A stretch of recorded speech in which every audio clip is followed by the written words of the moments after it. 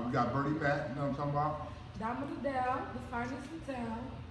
All right, Damo, I got some questions for you. You know what I'm talking about? Go ahead.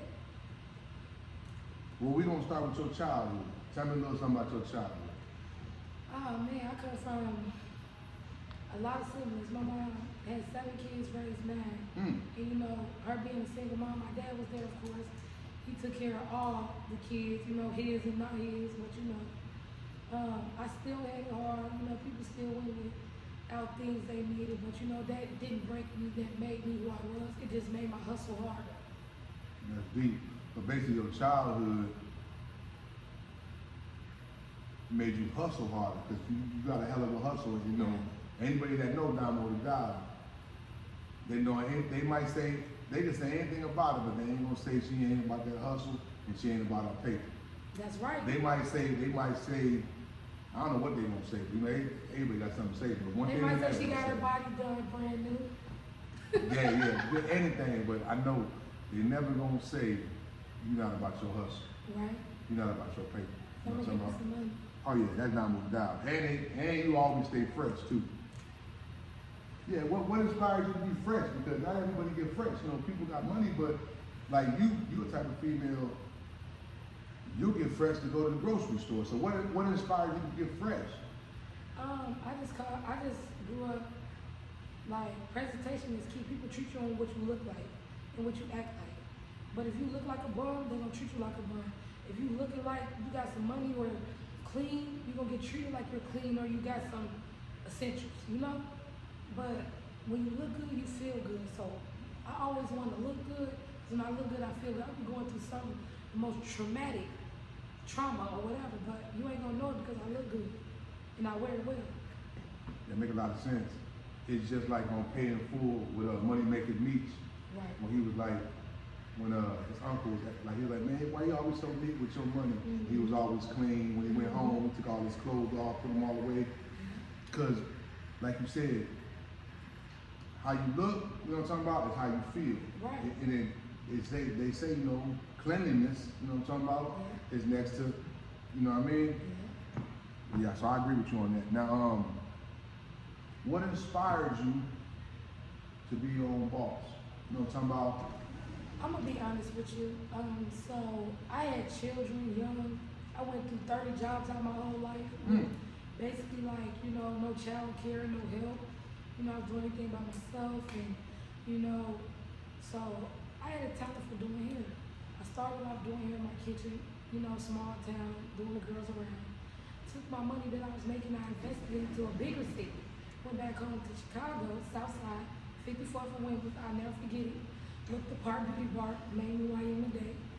And I invested into my craft, and I grew my clientele by promoting myself, walking around hair laid, you know what I'm saying, business cards every day.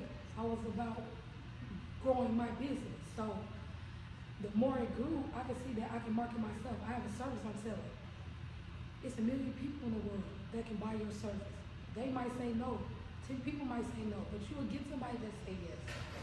So working for yourself is ups and downs. You might have a good day, you might have a bad day. As long as you keep putting it into your plan, it'll always be good.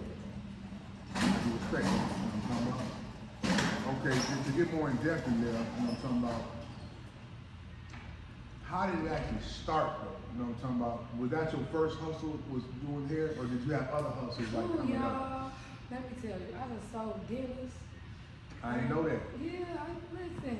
They know I used to be famous for the steak burgers. I had these big jumbo wraps I used to sell. I mean, I used to sell out. I'm a jack of all trades. One thing about me, I'm gonna give you some money. I told you I had 30 jobs. I had 2 kids at the time. So if I was selling dinners, doing Uber, doing hair, you know what I'm saying, whatever, I was gonna make sure I was providing for me and mine. I could agree with that, because I'm the same way.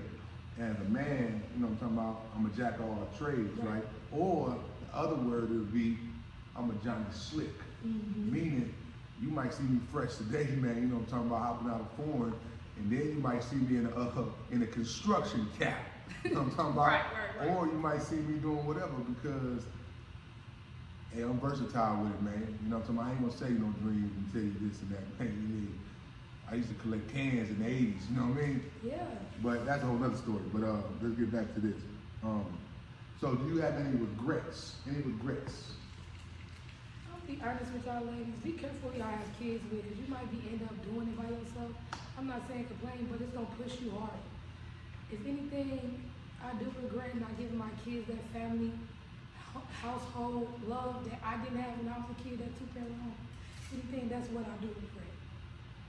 Okay. So how did it affect you? Because we on that. How did it affect you not having two parents in the home, or because I know your father was in the home, but I'm saying, like, is that something because he was around? Okay. Sort of like your situation then. You been talking about as a whole in the family. Like basically, like, you know, he here, we here, we doing this together. Ain't no you do this, I do this separately, and I gotta call you and tell you about that. You should already know what's going on. That's why you should be in the home with your family so you can know what's going on. Okay. So that's what I mean by that. Okay. What cause you know, knowing you real successful, you know what I'm talking about, and you're young, you're successful, you know what I'm talking about. Like I said, everybody know you about your hustle and all that. What kind of game or advice would you give a younger female right now? Basically, if you have a dream, chase it, baby. If you have ambition, use it. If you have a talent, embrace it. You know what I'm saying? Don't let nobody sucker you into being something you're not or something you don't want to do. Always go to achieve your goals. Deep, that's deep. Because if I would have listened to how many people told me, oh, you shouldn't go out there and do hair in Chicago, they be robbing, killing, and stealing. I'm like, every big city we have crime, but that's not gonna stop me from going to get my bag to take care of my family. And I went there, and by the grace of God, I came home every night to my kids with food to put on the table.